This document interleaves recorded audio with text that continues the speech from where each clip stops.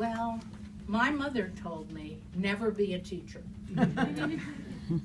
Because she'd been a high school teacher for 6 months, and then my father rescued her from that.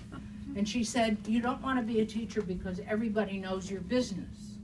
If you have a boyfriend or whatever it is, so I never wanted to be a teacher. And one summer I had a job in a daycare. Oh no, in a day camp. And it was great. I had a lot of fun. So Like as a teenager? I don't remember. Probably, because it was probably before I went to college. And it was wonderful. So then but that just sort of stayed in the back of my head. And after I went to college, I was sure that I was going to be a writer or something like that. Except that when you're a freshman, you get a junior to be your, quote, big sister.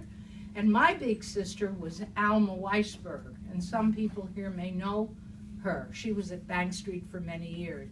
And she's the one who told me about Bank Street. So while I was working in the publishing business as a secretary, I went to Bank Street at night. And that's what happened. And Okay. I've been there ever since. So just to give some people in this room a little perspective, some of the, quote, younger people, I think you started Bank Street around the year I was born. Probably. So 1950. Cool. Más o menos, but close. Yeah. So tell us a little bit. I know not everyone here is from Bank Street, and try and explain some of the things like who Lucy Sprague Mitchell was and all of that. But tell us what it was like for you. I mean, did it blow your mind, or was it just like what you expected? Well, I had no idea because, I grew up in a suburb. I went to a conventional school. I went to college, all women. What did I know? And the next thing I know, I'm down in Greenwich Village going to Bank Street College at night. I never saw such a collection of people. Everybody they didn't all look the same as they did hi Sarah, as they did in the college. Isn't it on? Yeah, it is. I think it's beautiful. Okay, I feel like I'm screaming. No, you're not. So, To put it a little closer. okay, better? Yeah. So Bank Street was just totally eye-opening for me. And they talked about learning in a way that I was not taught. So that made a very big impression on me, and it made sense. I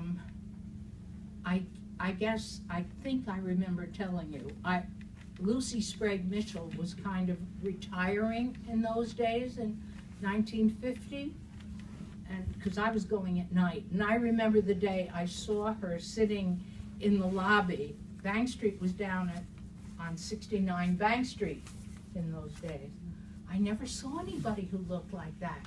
She had a thing around her head and all these beads and a big flowing skirt, and believe me, in Pelham, New York, there were not people like Lucy Sprague Mitchell. So, and I had wonderful teachers, Barbara Biber, for example, and Myra Raban, really wonderful people who were very inspiring and gave me a whole other way to look at education that made sense to me, that I've never experienced myself, but it made sense. So did you make friends there with other students? I did. Actually, my daughter Nora is named after the daughter of, and don't get old because you forget names. I can't remember. My friend who had 2 children, and her daughter's name was Nora, and I said, oh, if I get married and have a daughter, I'm going to call her Nora. And there she is. I'll think of her name. one of the things that we did as a student at Bank Street is we took a trip and we went down to the Southport Seaport in time for the vegetables and the fruits and the meat and everything to come in to be delivered by trucks to the city. I mean, social studies was really important, right, Sal? Right. And that made a big impression. I loved that. So I'm sure I didn't answer your question. No, you did.